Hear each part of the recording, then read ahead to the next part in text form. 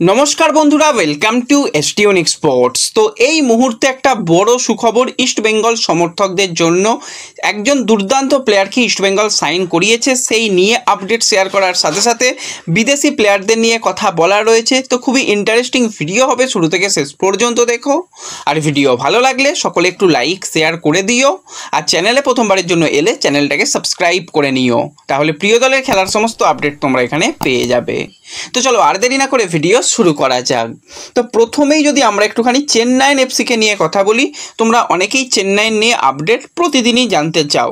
দেখো, আপডেট না এলে তো কিছু বলা সম্ভব নয়, কিন্তু এই মুহূর্তে বেশ কিছু পজিটিভ আপডেট আসছে চেন্নাইন এফসিকে নিয়ে।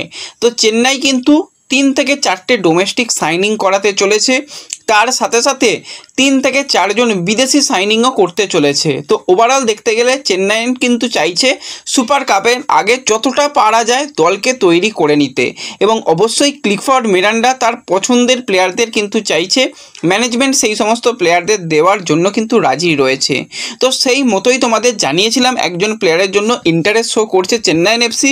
সেই প্লেয়ার হচ্ছে 35 বছর বয়সী স্প্যানিশ সেন্টার ব্যাক পজিশনের প্লেয়ার কার্লোস ডেলগাডো, যে কিন্তু ওড়িশা এফসির হয়ে সুপার কাপ চ্যাম্পিয়ন হয়েছে। 100-র অধিক ম্যাচ খেলা হয়ে গেছে শুধুমাত্র এই ওড়িশা এফসির জার্সি গায়ে, এবং দীর্ঘদিন ধরেই ইন্ডিয়ান ফুটবলে পরিচিত মুখ কিন্তু কার্লোস ডেলগাডো। একজন মাথা ঠান্ডার ডিফেন্ডার যাকে বলা যায়। খুব যে তাকে নিয়ে আমরা কথা বলেছি সেরকমটা নয়, কিন্তু ওভারঅল পারফরমেন্স কিন্তু তার প্রতি বছরই যথেষ্ট নজর কাড়া থাকে। তো সেই প্লেয়ারের দিকে কিন্তু নজর রয়েছে, কারণ এর আগে ক্লিফোর্ড মিরান্ডার আন্ডারে সুপার কাপ চ্যাম্পিয়নের অন্যতম দাবিদার এবং অন্যতম গুরুত্বপূর্ণ প্লেয়ার ছিল কিন্তু এই কার্লোস ডেলগাডো। কিন্তু প্লেয়ারটাকে নিতে গেলে সমস্যার ব্যাপার একটাই জায়গাতে ছিল, যে 2026 সাল পর্যন্ত কন্ট্রাক্টেড। তো এখনও বেশ কিছু মাস কিন্তু সেই কন্ট্রাক্টের মধ্যে রয়েছে। তো ওড়িশা এফসির এখন রিসেন্ট টাইমের যেরকম অবস্থা তোমরা জানো, তারা কিন্তু সম্পূর্ণ ফুটবল অপারেশন বন্ধ রেখেছে। প্লেয়ারদের, কোচদের থেকে শুরু করে সমস্ত স্টাফ যারা, তাদের কিন্তু স্যালারি বন্ধ রেখেছে। তো সেই কারণেই কিন্তু কার্লোস ডেলগাডো সে চাইছে দল পরিবর্তন করে নিতে, এবং তার কাছে ভালো একটা অফার এসেছে। চেন্নাইন এফসি যথেষ্ট ভালো দল, তাদের ম্যানেজমেন্ট খুবই ভালো, তো সেখানে সে যেতে চাইছে। এবার ওড়িশা এফসি একটা ক্ষেত্রে ব্যাপারটা ভালো রেখেছে, যে যদি কোনো প্লেয়ার অন্য কোনো ক্লাবে মুভ করতে চায় তো তাহলে কিন্তু তাকে রিলিজ দিয়ে দেবে। তো সেই জন্যই কিন্তু কার্লোস ডেলগাডো অলরেডি ওড়িশা এফসির ম্যানেজমেন্টের সঙ্গে কথাবার্তা অনেকটাই এগিয়ে ফেলেছে, যে তাকে যেন ফ্রি করে দেওয়া হয়, তাহলে কিন্তু সে পরবর্তী তার গন্তব্য পেতে সুবিধা হবে। এবং চেন্নাইন এফসির সঙ্গে কথাবার্তা অ্যাডভান্স লেভেলে চলে গেছে। তো সব কিছু যদি ঠিকঠাক দিকে এগোয়, তাহলে কার্লোস ডেলগাডোকে কিন্তু নতুন মরশুমে চেন্নাইন এফসি প্রথম বিদেশি প্লেয়ার হিসাবে সাইন করাতে চলেছে। হয়তো খুব তাড়াতাড়ি ডিলটা ডান হয়ে যেতে পারে, তোমরা সেটা দেখতে পারো। আমি তো বলবো এটা খুব ভালো একটা চেন্নাইন এফসির জন্য সাইনিং হবে। অলরেডি তাদের এলসিনোর মতন একজন প্লেয়ার রয়েছে, যে সেন্টার ব্যাক এবং ডিফেন্সিভ মিডিও দুটো পজিশানেই খেলতে পারে। তো ডিফেন্সটা যথেষ্ট শক্তিশালী হয়ে যাবে, এবং চেন্নাইন এফসির কাছে খুব একটা ভালো মানের কিন্তু যে সেন্টার ব্যাক রয়েছে সেরকমটা নয়, জোড়া বিদেশিকে দিয়েও কিন্তু তারা পরিকল্পনা করতে পারে। তো ওভারঅল কিন্তু এটা একটা চেন্নাইন এফসির জন্য খুব ভালো সাইনিং হবে, সেটা বলাই চলে। এবং এর সাথে সাথে আমরা যে বিদেশিকে নিয়ে কথা বলতেই হয়, এবং তোমাদের সকালেই জানিয়েছিলাম যে 50-50 একটা সিচুয়েশান রয়েছে ডিমি পেট্রাটসকে নিয়ে। তাকে কি মোহনবাগান ছেড়ে দেবে? না, আজকের দিনে মোহনবাগান তাকে ছাড়ছে না, এরকমটাই আপডেট। কিন্তু ড্রেসিং রুমের পরিবেশ পরিস্থিতি একদমই ভালো নেই, কোচের সঙ্গে খুব একটা ভালো সম্পর্কও নেই এই ডিমি পেট্রাটসের, তার পারফরমেন্স নিয়েও খুব একটা খুশি নয়। তো সব মিলিয়ে একটা জটিল পরিস্থিতি, তবুও কিন্তু তাকে এখন রাখা হবে, সেরকমটাই কিন্তু মার্কাসের তরফ থেকে আপডেট এসেছে, এবং বেশ কিছু মিডিয়ার তরফ থেকে সেরকমটাই আপডেট আসছে। কিন্তু ভবিষ্যতে যদি তাকে ছেঁটেও ফেলা হয়, তাহলেও কিন্তু অবাক হওয়ার মতন কিছু নেই। এমনকি কোচ মলিনা, তার উপরও কিন্তু এবার আতস কাছের নজরে রইল বলাই যায়, কারণ পরপর টুর্নামেন্ট হার, ভুল দল গঠন, স্ট্র্যাটেজি নিয়ে কিন্তু অবশ্যই প্রশ্ন উঠছে। এবার মলিনা স্পেনের ফুটবল ডাইরেক্টর ছিলেন, তার অভিজ্ঞতা আলাদা লেভেলের। আমরা তো সাধারণ ফুটবল ফ্যানেদের নিরিখ থেকে আমাদেরই দেখে কয়েকটা জায়গাতে অবশ্যই খারাপ লাগছে, যে দল গঠনটাই তো ঠিকঠাক হয়নি। অতগুলো স্ট্রাইকার পজিশনে প্লেয়ার না নিয়ে যদি একজন পারফেক্ট মিডফিল্ডার নেওয়া যেত, একজন নাম্বার 10 বা একজন নাম্বার 6 নেওয়া যেত, তাহলে দলটা আরও ভালো হতো।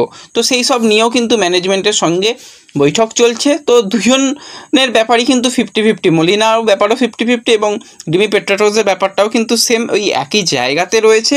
যে দেখা যাক কি হয়, তারা কিন্তু এখন রীতিমতন আতস কাঁচের নিচে রয়েছে। সেটা বলাই যায়।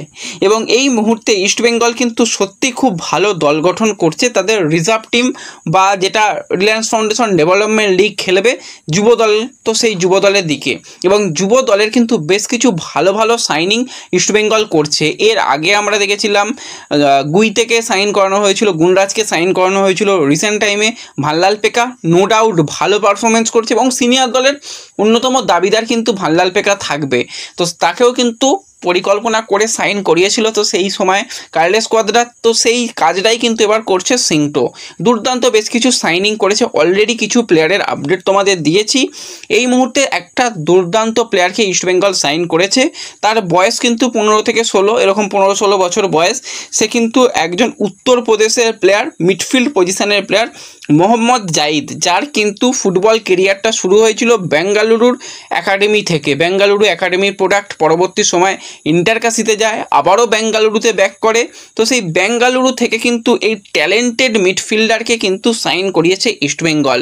এই প্লেয়ারটাকে যদি তৈরি করতে পারে, আর একটা কি দুটো বছর, এই বছরই তো রিলায়েন্স ফাউন্ডেশন ডেভেলপমেন্ট লিগে খেলবে, সেখানে তোমরা দেখবে এই প্লেয়ারের খেলা কতটা ভালো কোয়ালিটির খেলা সেটা দেখা যাবে। যদি প্লেয়ারটা নিজেকে ধরে রাখতে পারে, ফিউচার স্টার নো ডাউট বলা যেতেই পারে। ভানলাল পেকা এবং এই মোহাম্মদ জাহিদ কিন্তু পরবর্তী সময় ইস্টবেঙ্গলের মাঝ মাঠকে সামলাবে ভবিষ্যতে। তো দুর্দান্ত সাইনিং এবং দীর্ঘমেয়াদী চুক্তি কিন্তু এই প্লেয়ারের সঙ্গে করা হয়েছে, খুব সম্ভবত 3 বছরের চুক্তি করা হয়েছে এবং এটা একদম প্রফেশনাল কন্ট্রাক্ট, এবং তাকে ভালো প্লেয়ার বলেই কিন্তু এরকম একটা ভালো কন্ট্রাক্টে ইস্টবেঙ্গল সাইন করেছে। যেরকম তার উচ্চতা, 15-16 বছরের ছেলে হলেও তাকে দেখে মনে হবে না যে তার 15-16 বছর বয়স। তো খুবই একটা ভালো প্লেয়ার। এবার পারফরমেন্সটা লাল হলুদ জার্সি গায়ে কীরকম করে সেই দিকে নজর থাকবে। অলরেডি সে কিন্তু ইস্টবেঙ্গল ক্যাম্পে এসে গেছে এবং প্রস্তুতি পর্বও শুরু করে দিয়েছে। তো অবশ্যই এই প্লেয়ারের দিকে কিন্তু আমাদের বাড়তি একটা নজর থাকবে। তো ব্যাস এই ভিডিওতে এটুকুই ছোট্ট আপডেট শেয়ার করার ছিল তোমাদের সঙ্গে। ভিডিও ভালো লাগলে লাইক শেয়ার করে দিও, চ্যানেলে প্রথমবারের জন্য এলে সাবস্ক্রাইব করে নিও। দেখা হবে পরবর্তী ভিডিওতে। ধন্যবাদ।